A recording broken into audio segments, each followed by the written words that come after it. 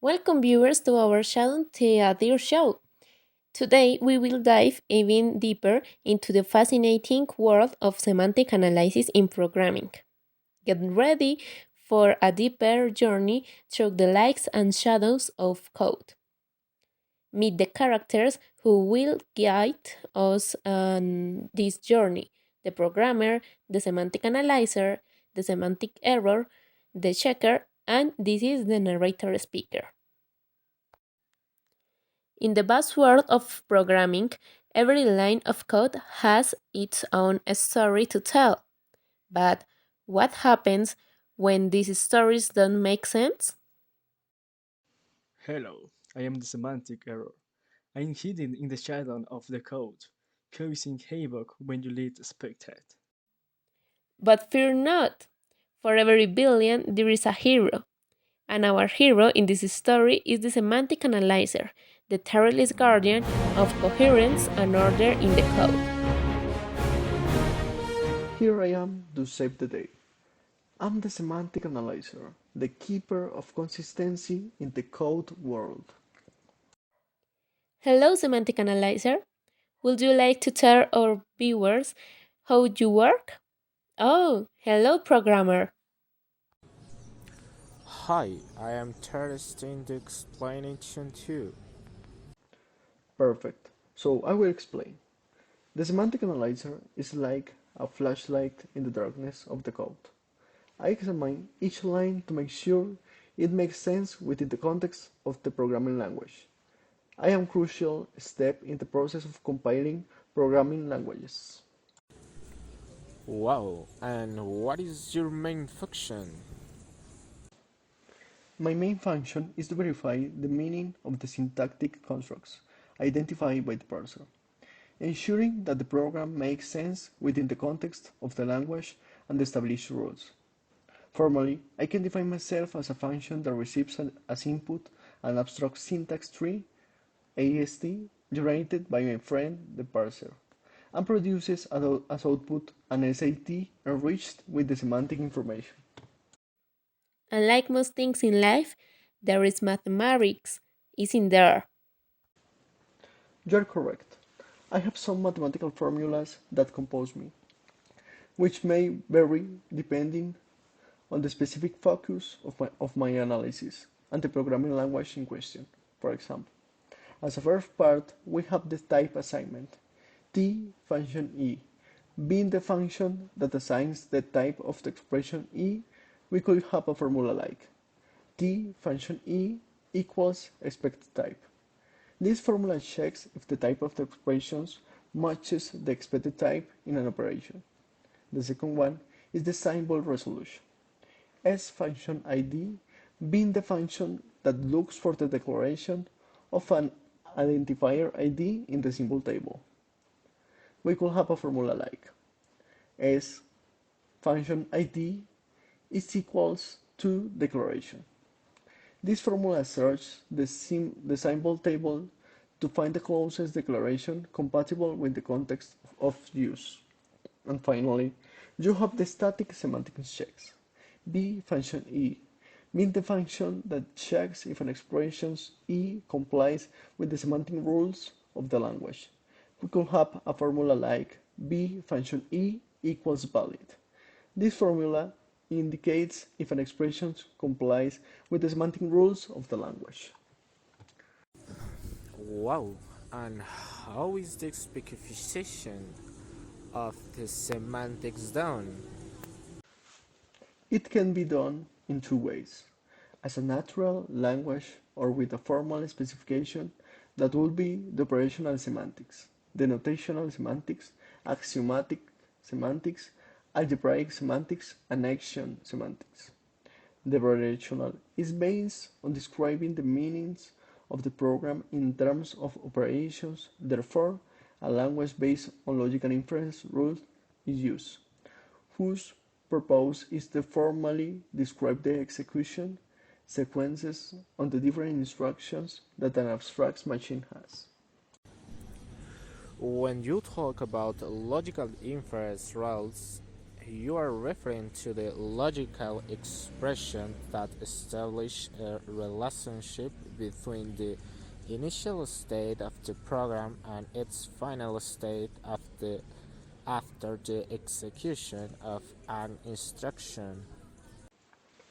Exactly. Each inference rule has a premise and a conclusion. In the following formula, we can observe that. In the upper part, we have the premise that when evaluating an expression E on a certain state of an abstract machine sigma, it produces a value B. On the other hand, the conclusion indicates that given an state sigma and an expression E assigned to the identifier X, it generates a new state product of adding to sigma the association of the value of B with the identifier X. That is, if I consider an interference rule for a segment in a simple programming language like x equals to 5. As a premise, we have the program has an segment instruction x equals to 5, where 5 is an expression. The conclusion will be, after executing the assignment instruction x equal to 5, the value of x is updated with the value resulting from evaluating the expression 5. Correct. I see you got it right. Now, I will explain you the denotational semantics. In this approach, the meaning of a program is described in terms of mathematical functions that assign values to the different language constructs. These functions represent the behavior of the program in terms of its inputs and outputs. That is, a mathematical meaning is assigned to each syntactic construct of the language. An assignment in the notational semantics is shown as follows. Here, the double brackets are used together with a subscript to indicate that it is a semantic function. That is why, in the example, the semantics of the assignment statement for any identifier B to an expression E is denoted, which is applied to a state S. And the same state is returned with the association to B of the result of evaluating the expression E. Wow, and what would be the axiomatic semantics? In this semantics, the behavior of the program is specified by axioms and logical inference rules. These rules describe how the state of the program evolves through the different executions of the instructions. Preconditions and postconditions are established for each instruction, allowing reasoning about the correctness of the program. For example, a specification for the semantics is shown below. First, the syntactic fragment assignment is placed before the state that satisfies the assignment, which is usually written as P, and where it is indicated that all occurrences of X are replaced by the expression E. After making the assignment, the postcondition shows the state that is satisfied after the evaluation. And what about the algebraic semantics? It specifies a set of abstract data types by means of a collection of operations. This is widely used to form the basics of action semantics, which is widely used in turn to further specify the semantics of programming languages. Here is an example. This image represents the specification of the Boolean type in a program language. What about action semantics? This approach combines syntactic and semantic parsing in a single step. Attribute grammars are formal grammars in which semantic attributes are attached to grammatical productions. These attributes can be values, functions, or even other syntactic trees. The grammar parsing process also computes the values of these attributes, which allows the semantic analysis to be performed while the syntactic analysis is being performed. Perfect! Now let's take a closer look at the tools used by our invisible hero, from the symbol table to name resolutions. Each element plays a crucial role in understanding the code. Okay, let me explain in detail. I use a series of specialized tools and techniques, starting with the symbol table. This is a data structure that stores information, which is like my spell book where I record each variable, function, data type, scope, memory address, among other attributes. This table is essential to track and remember each element of the code as we go along. How interesting! And what else? In addition to the symbol table, I build and manipulate the abstract syntax tree or AST. This tree represents the logical structure of the code, without the unnecessary details of the original text. In this tree, each node is an entity of the code, and each connection reveals the relationship between these entities. It's like having a treasure map that shows where the books are hidden. Precisely, narrator. But I don't just identify and correct errors. I also take care of code optimization. I eliminate redundancies, simplify expressions, and ensure that the program is not only correct, but also efficient. Other functions of our friends, the semantic analyzer, are type analysis. This is the process of determining the data type of expressions in the program. This may involve type consistency checking in operations, type inference in expressions without explicit type, among other tasks related to type semantics. Name resolution consists of associating each use of an identifier in the program with its corresponding declaration. This involves searching the symbol table to find the closer definition compatible with the context of use. Static semantic check. This refers to the verification of semantic rules and constraints that cannot be detected during parsing. This may include the detection of uninitialized variables, correct float control, proper use of operators, and other aspects that affect the semantics of the program. And finally, semantic optimization. Some semantic parsers can perform code optimization, such as dead code elimination, expression simplification, operation reorganizations, among other techniques, with the goal of improving program performance. Now I understand. The semantic analyzer uses these tools to identify and correct errors before they cause havoc in the execution of the program. But what kind of semantic errors can appear? Well, I have several personalities. I can appear when you see incorrectly the variables or when you don't declare them, else when you put incompatible data types, for example, a string with integer. In the same way, then you apply operation not allowed within the context of the language or call non-exist functions. That's where I come in. My name is Checker. My task is to check the elements in the following way. Elements must be kept unique to avoid compilation error. T is crucial for code clarity and functionality. In the same way, they must be definitive before use, which requires the consecutive use of reserved words, thus ensure constancy and syntactic correctness.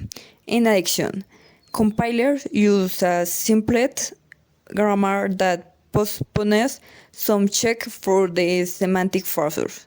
These are words for simple processing initially, but require me to be more careful in my work. Another of my function is to ensure that interaction between data types are valid or and appropriate. For example, I don't know allow a statement a pass that defines a variable of type string but assigns me a number as a value. Finally, I check for errors that occur during execution and that might include protection against division by zero. I don't let that slide either. Yes, with these tools we can better understand the meaning behind each line of code and make sure it works as expected. That's great, but I'm still not clear what you mean by the A is T3. Could you explain it better? Of course, let's suppose that our language allows assignments according to the following rule. It is common for certain restrictions to be imposed. In our case, this could be the identifier of the left-hand side must be previously declared. The type of the expression must be compatible with that of the identifier. Although, in theory, the factor tree will be sufficient for later phase of compilation or interpretation. It is a representation for that contains a lot of redundant information. Can you give me an example? Sure, the tree corresponding to A equals B plus C. Its core look like the tree on the left, whereas the one of the right contains essentially the same information and is more comfortable to work with. That's right, in this case, the second tree is now an abstract syntax tree. As we have already mentioned, during the semantic analysis, a series of information is collected that is useful for later phases. This information can be stored in tree decorated. I understand. So the goal of the semantic analysis phase will be twofold. On the one hand, we detect the errors that have not been detected in previous phase, and on the other hand, we obtain the decorate EHG of the input. Correct. For this, we will use syntax-driven translation schemes, which will allow to associate actions to the rules of the grammar. This action will perform check and view the HST, which will then be attributed to finish the check and will be the basic for interpretation for code generation. Okay, but let's look at this with an example so that our viewers can understand it better. That's right. Since the semantic analyzer is still in the life of all of us developers, a very simple example would be when we write code in some highly typed language like Java or C, language in which the data types and structure are very well defined. We could read something like this: string password equals to 1, 2, 3, and 4. In this case, it compiles with the structure allowed by Java. In phases through the previous filters that are the syntactic and lexical analysis, but the semantic analyzer will feed me here, since we try to assign an object of a string type called k to an integer value such as 1, 2, 3, 4. Indeed, in this example, I will not let it pass. and will alert the phaser and warn the programmer. Of course, in this case, the semantic analysis detects or verifies that our code makes sense. In the example, the context in which the code is doesn't allow to do this, and the analyzer will detect or find the semantic error. Of course, in this part of the analysis layer, it is crucial to avoid me at runtime when running the program, verifying that assignments like this make sense, and therefore the data is handled in the correct way. Okay, and what will happen if the semantic errors did not appear? That award meant that the program meets the requirements to move on the next phaser. I'll show you example. Help me, programmer. Give me a well-written code. Gladly, here you go. Int age equal to 19. Perfect. In this case, is ours compilers with the structure algo by Java. Besides the fact that when I part, I will let it space because it is assigning an integer variable called age to an integer value choose as 19. Congratulations! In this example, you won't have any problems with me. And I will be a happy programmer. And so our heroes continue their quest for consistency in the world of code, illuminating the shadows and protecting programs from semantic errors. So, as the shadows of night fall upon us, our hero remain vigilant, protecting the world of code from the clutches of chaos and error. Thank you for joining us on this journey into the heart of programming. Until we meet again, keep programming and exploring this fascinating world. Until next time, bye!